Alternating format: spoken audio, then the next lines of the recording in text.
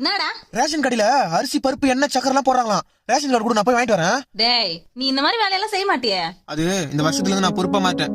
அப்பதான் சில காரியங்களை சிறப்பா செய்ய முடியும். அப்படியா? இப்பதான்டா உன்னை என் புள்ளன்னு சொல்லிக்கிறதுக்கு எனக்கு பெருமையா இருக்குது. உங்க வயித்துல பிறந்ததுக்கு நான் தான் பெருமை பண்ணோம். சரிடா, இந்தா போய் வாங்கிட்டு வா.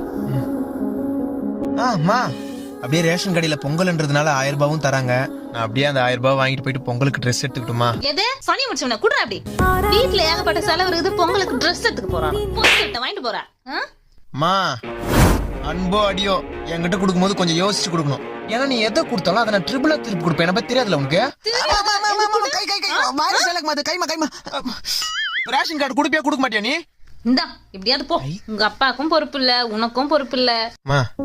குடும்பம்னா குறை இருக்கும் தான், ஆனா நமக்குன்னு இருக்கிறது ஒரே ஒரு குடும்பம் தான். டேய்